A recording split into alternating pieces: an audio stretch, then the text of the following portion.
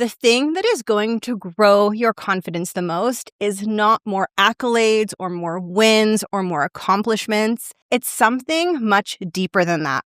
It's your relationship with yourself. Today, I'm diving into the number one confidence catalyst that high achievers struggle with most, and that is self-compassion. I'm going to explain why self-compassion is the most powerful thing you can focus on to build your confidence and find your voice at work. I'm going to talk about why it is so hard for high achievers to practice self-compassion, and I'm going to give you some tips and ideas that will help you gently start practicing self-compassion so that you can become more confident and bring out your voice as a leader. If you're new here, by the way, welcome. I'm Jessica. I'm a prior McKinsey consultant and a New York Times featured podcast host, and I am here to help you build deep confidence and find your voice as a leader. And the reason that I'm talking about self-compassion today is because it's the number one most powerful thing for growing your confidence.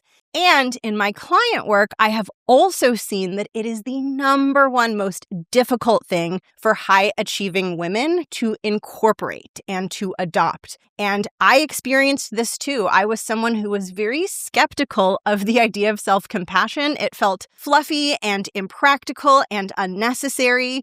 In today's episode, I want to convince you of how important it is and help you start practicing it because it is going to help you accelerate your confidence building journey by leaps and bounds. So I want to start with the question of why is self-compassion relevant when it comes to building confidence? And to answer this question, we're going to use an analogy. I want you to imagine that you're at point A, that's where you are today, and point B is where you want to get to. So point B represents you feeling confident, you speaking up powerfully at work, you owning your voice as a leader. And I want you to imagine that you're standing at the edge of a pool and point B is at the other side of a long pool. And for you to get to that confidence, you have to dive into the pool and swim all the way to the other end. Now, I also want you to imagine that you have two options for how you can dive into the pool. Option A is you can stand in a vat of quicksand and try to jump out of the quicksand and into the pool. And option B is you can stand on a springy diving board and you can jump off of the diving board and into the pool so you can start swimming to point B. Now, most of us are going to choose the diving board, right? The quicksand is going to slow us down. It's going to make it really hard to dive into that pool and get a head start on swimming to our destination. The lesson from this analogy is that our starting point matters. Yes, you're trying to get to point B and your focus is on the destination, where you want to go, the confidence you want to have. That's very normal, but our starting point, point A, is going to impact how quickly you get to that destination. And when it comes to building confidence, I think about it as when you are hard on yourself and you're very punishing towards yourself and you're very critical towards yourself, that's as if you are trying to jump into that pool out of a vat of quicksand. It's going to make it really hard for you to get in there and start moving towards your destination. On the other hand, when you are supportive towards yourself, you're kind to yourself, you encourage yourself, you show yourself compassion, that's as if you are jumping off of that springy diving board. Today, I'm going to help you switch from the vat of quicksand to the diving board so that you can get to point B more easily. And the way that I'm going to do this is I'm going to share the three most common situations where I see my clients get really stuck in that quicksand pattern of being very, very hard on themselves. And I'm going to explain what it looks like to switch to the diving board and adopt self-compassion in those situations. So situation number one is when something doesn't go the way you want it to and you feel like you've failed. So maybe you gave a presentation and you don't feel that you spoke confidently. Maybe you were in a meeting and you got asked a question and you weren't able to answer that question. This is a classic example of a situation where you will have a very different internal response depending on whether you're being self-critical or self-compassionate. So let's walk through what the self-critical response can look like in a situation like this. So this would be the quicksand. This would be saying things to yourself like, I can't believe I did that. I always mess things up. I'm not able to get this. Why can't I just get it right for once? All of that inner dialogue is an example of quicksand. You're being hard on yourself. You're being very punishing. And the impact of this is that all of the emotions that you experience after that situation, the disappointment, the frustration, the embarrassment, all those feelings get bigger. So just like in quicksand, when you're sinking and you try to fight your way out, you sink faster. Similarly, when you have a disappointment or a failure and you feel bad, and then you start criticizing yourself, you feel even worse. All of those difficult emotions amplify, and you might find yourself like feeling emotionally flooded or emotionally overwhelmed. Like you just feel so bad and so horrible that you get stuck in it. And that really shuts down your ability to stay in it and keep stretching yourself and keep believing that the growth is possible for you. Now, let's look at what that same situation would be like if you were to be kind to yourself and practice self-compassion. So this would be you jumping off of the diving board. Now, the best way to do this is to ask yourself, if a friend came to me and told me that she messed up a presentation or she messed up a question in a meeting, what would I say to her? Well, first, I would probably validate her feelings, right? So I might say something like, it's okay that you feel this way. This is totally normal. I get it. I understand it. Then after normalizing her feelings, I would probably find the things in that experience to celebrate. So I might say things like, I'm really proud of you for even trying that. That was difficult and intimidating, and maybe it didn't go perfectly, but you showed up for it, and I feel so proud that you did it. And then I would express my faith and conviction in her ability to get better at this situation in the future. So I might say things like, you know what, I think that you can do this. I know you, I've known you for a long time, and I know that you have it in you. And I think that you should keep going for it and keep trying because I really believe that you will learn how to thrive and show up well in these situations. So those are some examples of what it looks like in your heart and in your mind to treat yourself with self-compassion. And I want to talk about how that's going to impact how you feel after that challenging situation. So the first impact it's going to have is that your disappointment and the difficult feelings that you feel are going to shrink instead of grow. When we're hard on ourselves, we tend to feel worse about what happened. And when we're kind to ourselves, those bad feelings start to shrink. They start to feel more contained, and we're more able to process them and move through them. The other thing that we feel when we are treated with kindness is we feel a sense of okayness, like a sense of like, there's nothing wrong with me. Like, I'm okay. I'm a decent person. Like, people like me. I belong in the world. And that feeling of belonging and inner safety is the exact feeling that we need to feel strong in those difficult moments. We want to walk into those rooms feeling like we're a decent person and we're worthy and we belong in the world. And that helps us feel stronger in moments that are intimidating or moments where we feel vulnerable. And the other thing that you're going to experience when you treat yourself with compassion is you're going to feel a healthy motivation to keep trying. This is one of the biggest differences. When we're hard on ourselves, we keep trying, but it's coming from this punishing, unhealthy place. It's coming from this place of, you better do better next time. Like, you better get this right. You better figure it out. It feels very intense. It almost feels like a little bit coercive and forceful.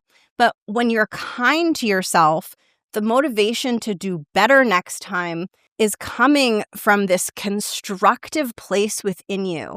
It's coming from a place where you feel like, you know what? I can do this. I have this in me, and I'm going to keep trying. So it's interesting because self-criticism and self-compassion both motivate you to pick yourself up and try again, but the motivation feels very different. And because of all of these positive results that the self-compassion creates, the shrinking of the bad feelings, the healthy sense of motivation, that sense of belonging in the world and feeling like you're a decent human. All of those things mean that you are far more likely to succeed when you face this difficult situation again in the future. Let's look at another situation. The next situation that I want to walk through is when you find yourself in a professional situation that is new and unfamiliar. Maybe you've been invited to a new meeting series where there's a lot of senior leaders in the room. Maybe you're leading a brand new project that is bigger and more complex than anything you've ever led before.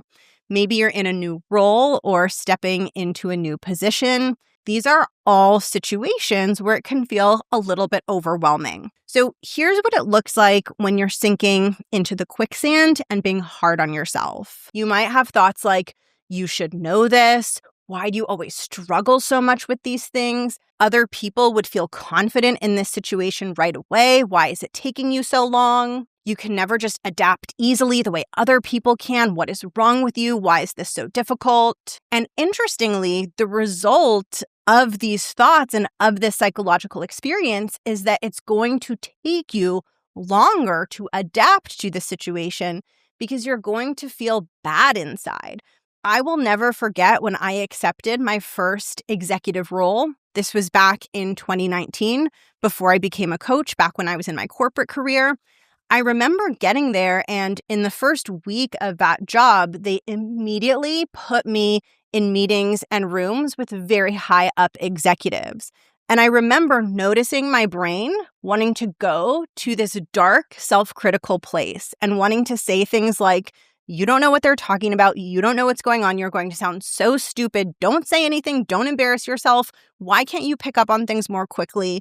And I remember being in that moment and having a realization and realizing, like, if I don't get that mean voice in my head under control, I'm not going to thrive in this job. I could just feel it in the moment. I was like, this is an up level. This is one of the biggest up levels I've ever had in my career. And I'm going to need to bring a different version of me in this situation if I want to thrive. And so I really pushed those thoughts to the side aggressively. Like, I had to really work on this. And it really helped me transition more easily. So speaking of transitioning more easily, let's talk about what it looks like to be kind to yourself in a situation like that and jump off of the diving board instead of sinking into the quicksand. So that could sound like you saying things to yourself like, I'm so proud of you. You're showing up for this. They pulled you into this for a reason. They believe that you have the capability. This is hard, but you'll figure it out. You've figured out hard things before. It's normal for this to feel challenging. This feels challenging for many people, not just you. You're going to adapt to this. It doesn't have to happen overnight. Just take small steps and show up your best. And when you're thinking this way, you're going to adapt more quickly because the emotional overwhelm that you feel is going to shrink. Your sense of inner stability and safety is going to grow. And that's going to give you the psychological strength that you need to thrive despite the ambiguity. Now, the final situation that I want to share is something that high-achieving women struggle most with. And I laugh a little bit because this is really one that I have struggled with also, and that I really struggled with when I was in my corporate career. But this is the situation of when something goes well and you show up well and accomplish a win. So maybe you gave a presentation to senior level stakeholders and it went well. Maybe you led a meeting and that meeting went smoothly. So often for high-achieving women, we are critical to ourselves even when we perform well. Often I will see women saying things to themselves like, that's not really a big deal. That's a smaller meeting. That's one of the easier ones. I'm still struggling with the bigger ones. That only went well because my boss wasn't in the room. As soon as they're in the room, I'm not going to be able to handle it. I got lucky that time. No one was challenging me. I had a very friendly room of stakeholders. So even when there's a win, you might find yourself sinking into the quicksand. You could be moving through your day, knocking out one win after another, and be completely oblivious to it.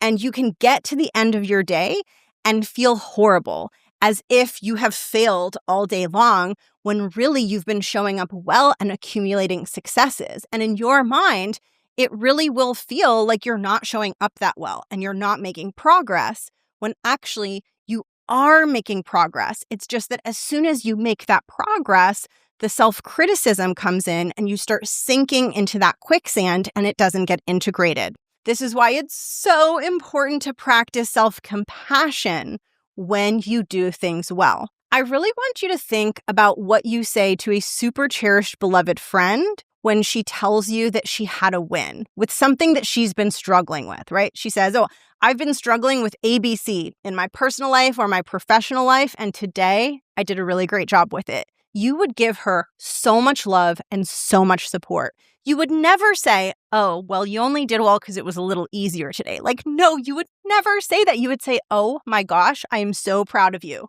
Not just proud of you because of what you did, but proud of the resilience that you've shown in getting yourself to that place. You are so strong. I knew you had this in you all along.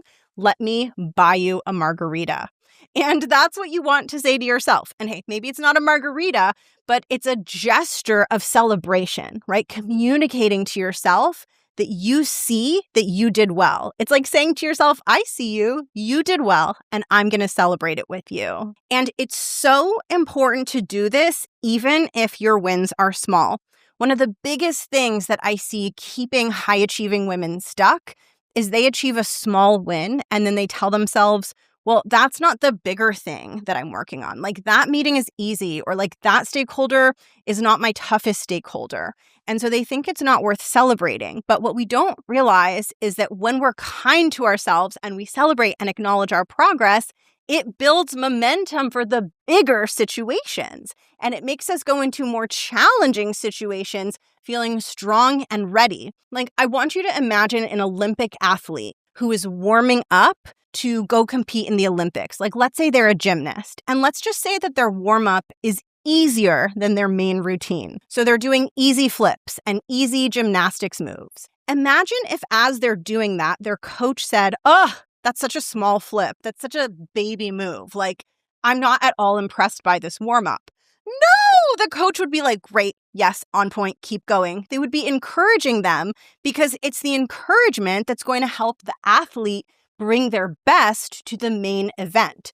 The same is true for you, even if you're doing small reps or little warm-ups and having wins that don't appear huge. When you take a minute and tell yourself, "I am awesome and things are going well," that helps you feel ready for those bigger moments, those higher pressured meetings and situations, and you're going to be able to bring more confidence in those situations. The biggest thing that I want you to take away from this episode is that self-compassion isn't just this thing that I talk about because it feels nice and it sounds like something that we should do.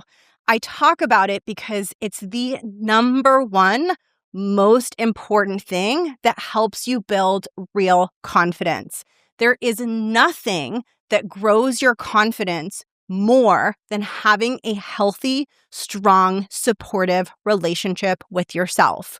Now, the one thing that I want to leave you with that will set you up for success is to allow yourself to learn how to do this in small steps and to practice this gently. The way that we think and the way that we treat ourselves doesn't change overnight.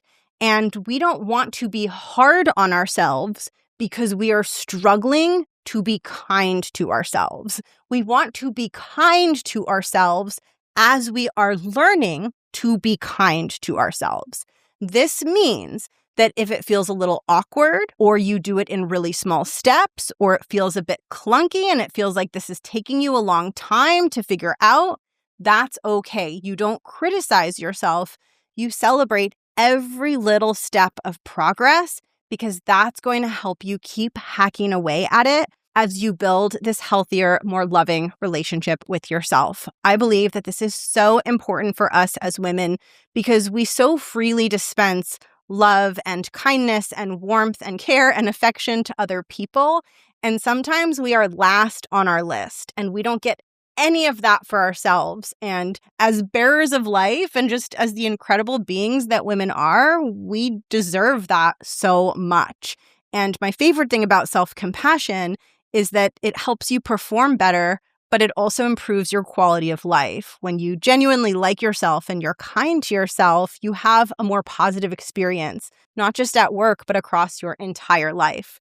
Thank you so much for tuning into today's episode. And if this self-compassion based approach to building confidence resonates with you, and you're realizing that this is the way that you want to build the big confidence, I would love to work with you to build a healthy, loving relationship with yourself so that you can feel more confident and more self-expressed in the workplace. There are 2 ways you can work with me. The first is through my signature program, the Art of Speaking Up Academy. This is where I help you build real confidence and develop your voice as a leader. This is a group program, so to find out when the next cohort starts, add yourself to the wait list. I will put the link in the show notes. The second way that you can work with me is through private one-on-one coaching. I mostly work with professionals who are stepping into a higher visibility role or trying to position themselves for a higher visibility role. And they know that they need to work on their confidence, their voice, and their executive presence to successfully show up for either the new expanded role that they're in or the role that they are aiming for. To apply to work with me one-on-one, click the link in the show notes. Thank you so much for being here and tuning in, and I'll catch you in the next one. Bye.